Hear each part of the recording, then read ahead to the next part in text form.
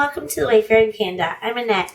Today I'm participating in a YouTube hop with All About the Mouse. And the pictures I'm going to be scrapbooking are from my Disneyland trip in 2005. I'm doing the Winnie the Pooh photos, so I thought it'd be great to do a honey theme. My goal is trying to use a lot of my card making supplies in my scrapbooking and vice versa, so that way you get more use out of your supplies. So all the products I'm using today are from Fawn, and I've made a lot of cards with these, and they're from their High 5 kit.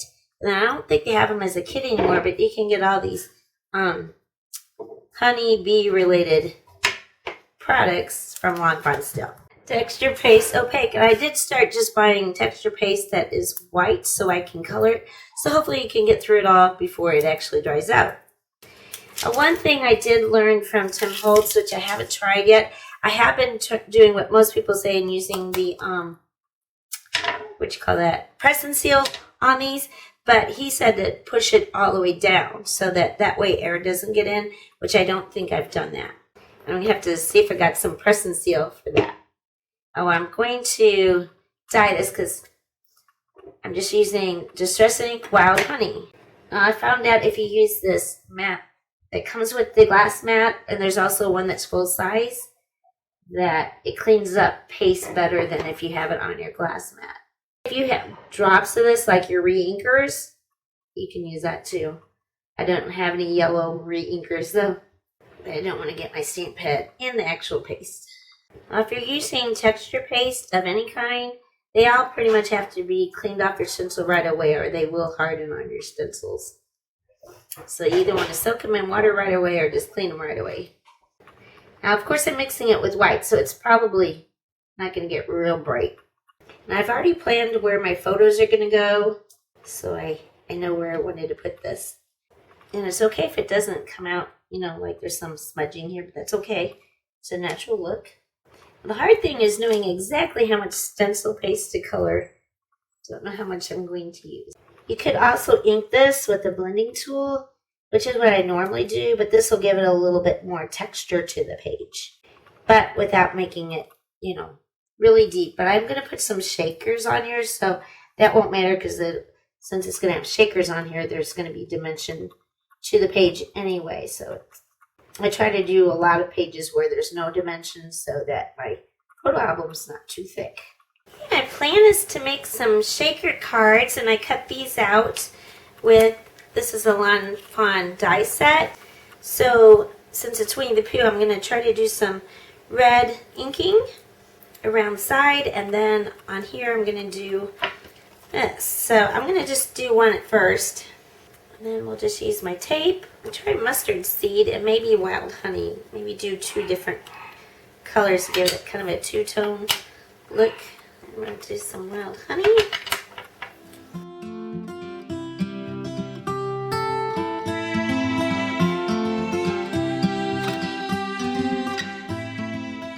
I'm going to fill it in a little more just to, not like the stark white. Kind of tone it down just a little bit. Done with those, and then these. Now, I used Bristol Smooth Cardstock because those blend really well. And then I'm going to use Candy Apple Red just to bring in the red that I'm going to have on the layout because, Winnie the Pooh has red on. I've been switching to these dome phones that I get from Scrapbook.com, or Tim Holtz has some that you can use. The original ones were the flat ones that I was using, so I'm gradually replacing those. And I decided I thought the Candy Apple Red was kind of closest to the color on Winnie the Pooh. So I'm just going to put one of them together for now. And I cut out a hexagon shape here. I'm also going to cut this off because I really don't want the circle. That's if you wanted it to kind of hang or use it for a tag, which I'm not going to do. Let's see if I got some tape that is small enough for this. Okay, so I might have to fold it over some because this may be too wide. You could also use glue, but I didn't know if the plastic will really stick to the glue too well. If you have a tape runner, that would probably go a little faster. I just don't like using the tape runners because there's so much plastic wastage to those.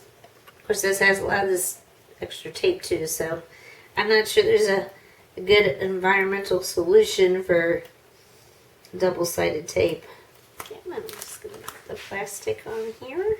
With shakers, you can either use foam tape or you can double up the paper, so I just cut out several more of these hexagons with just regular cardstock instead of the Bristol Smooth. It's cheaper. And then it depends how thick you want to make it, depending on the shaker elements that you're going to use. Of course, I don't want it to be too thick in a scrapbook album. I am going to go up to the 4th one, just to make sure we have enough room for the shaker element. Okay, and I think I'm going to let this dry first before we do our shaker elements. That's why I usually like using tape, because you don't have to let it dry. Okay, I went ahead and assembled one, and this is the last one I did. So what I'm going to do is use this powder tool. It's an EK tool, but if you don't have it, you can use cornstarch or baby powder. Just putting powder around so that our shaker bits don't stick to the side. And you want to use this whether you use glue or tape. And I'm going to use this mix I got from Scraps and Ink, which is an Etsy shop, and it's just Winnie the Pooh themed shaker bits. It's the first time I shopped there, but there's a few different people I follow that use these products, and so I thought I'd give them a try. They were kind of expensive for this shaker bits, but they are very cute. And some flowers and green stuff. There's some little Mickey heads, Winnie the Pooh faces. There's some little round things in the other one. Let's see if I can get some of those out and get a mixture of stuff in here. There's a little bee. I didn't see that before. Oh, and here's some of these little round balls. I'll put some of those in there. I don't want to cover up the whole background. That looks pretty good. I think that's about the same as I put. Oh, whoops. Here I thought I was putting it the other way. Okay. Clean up the mess here. And I decided I'm going to glue this shut. You could either use that or tape, but then since I have the hexagon shape, you'd have to go around like I did with the tape, and I think I would just get it all over my bits. Can you just use the glue? I'm not going to shake it around to show you just now because I want it to dry a little bit. And I'll just put it to the side with a stamp block on top of it so I can kind of push it down a little bit so it'll dry. Back to our paper. Now while I was doing all that, I went ahead and cut out my pictures, and I just used my Creative Memories cutter where I just did hexagon shapes to kind of go with the honeycomb. And part of the hop is to use, it's a take 5 challenge, so we're challenged to use 4 pictures. So I had 3 pictures from Pooh's Corner where the ride was, and of course here's at a bench, and me with Winnie the Pooh and my sister here, and then my sister in front of Splash Mountain. Who'd have known that was the last time I'd ever ride Splash Mountain, but I hadn't been back since 2005, and obviously Splash Mountain no longer exists. So that was the last time I rode Splash Mountain. So I just told what was going on in my journaling here. And so 4 pictures, and then the others challenge is 5 flowers, 3 buttons, 2 pattern papers. So I used some wood pattern paper and some flower paper that's kind of purpley blue because there's blue in the pictures. And I'm going to bring some more of these colors in with my flowers and buttons. And of course we have the shakers, which has the yellow and red. Okay, so I have these I want to put. These are just, they're kind of thin, but I think they'll work. Get Winnie the Pooh in. These are really ancient. I got these from Joann's, I think.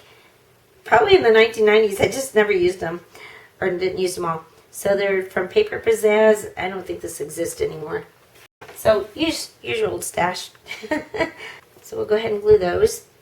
And then I'm going to kind of make a cluster in each of these spots. So far, we've just used the pattern paper. And the pattern paper, the kind of bluish purple kind of periwinkle color, that came from Creative Memories. It's probably really old, so I don't know that they make that anymore. And we also have to use cardstock, so red cardstock. And that was easy. My other pattern paper is the wood pattern paper, and that I believe came from Echo Park. Here's my branding stuff. Yeah, Echo Park. The Story of Our Family. That's probably old, but if it's still out there, I'll put a link to it. Now, my favorite Winnie the Pooh character is Roo, the kangaroo, and his mom. Kangaroo. But I didn't have any cutouts for them. I think there was only one that I had. It was too big. I also wanted to pick ones that one looked this way, one looked that way. So I have some flowers that came from Creative Memories, so I'll put those on here too. So I have these type of flowers that will kind of put some of these around. I don't like it when you have just a seam like that, so I like to cover it. I got some red washi tape, so I thought that would look good. See if it sticks. Like, a lot of times I'll put a border or washi tape, ribbon, something, and you have a seam. So the flowers are from Creative Memories, and then I got these buttons. We'll use some of these buttons. I got these at Joann's. I'll put a link to whatever things you might be able to find on the internet. And then we're going to put these here. So we'll see. So here's how it shakes. So I'm going to make sure I kind of do the same thing. And I have more flowers. These flowers all came from Creative Memories. I think I'm going to put the blue over here, or the bigger blue, and maybe a yellow and a blue, maybe another yellow over here. I think that's what we're going to do. And we'll do those in a moment. I have some more things too. Actually, I'm going to move it down. I don't like it covering Winnie the Pooh so much. These have some dimensions, so I'm not sure how the glue is going to work. We'll see. I'll put my distress ink there. I'll move my weights around. I still have to add some buttons, at least 3 buttons. And I've got four flowers, but I've got a lot more flowers. I went ahead and colored some of these from Lawn Fun, some stamps. Colored these with Copic Markers. So I thought this would go really perfect, this layout. And there's some flowers here, so I'm going to have more than 5 flowers. Figure out where I want to put everything. Got lots of different bees to choose from. But we got to figure out where we're going to put buttons. And technically these buttons are flowers too. So we got way more than 5 flowers. Plus there's flowers in there. We got a whole bunch of 5. Maybe 5 times 5 flowers. Okay, now I'm not sure if my glue will hold this, so I'm probably going to get some glossy accents for that. Okay, so we got some glossy accents for that, and we'll do some glue for this. I kind of wanted, we could put these kind of acrylic few things for the bees, but it won't stamp on this, I don't think.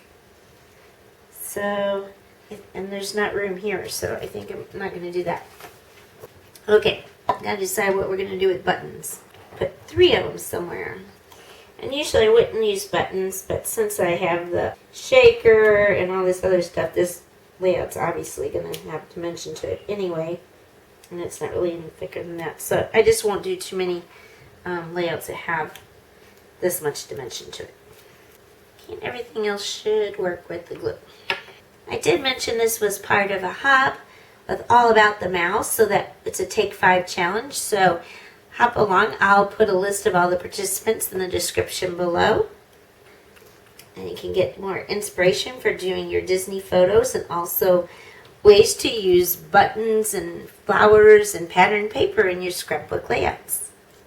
I will put a list of all the products that I used in the description below. Some of these will be affiliate links. They don't cost you anything extra to use, but I do get a small commission from any sales that those links generate. And that does help support my channel. If you liked the video, please give it a like. If you're not already a subscriber, I'd really appreciate if you can subscribe to my channel. Thank you and have a wonderful day.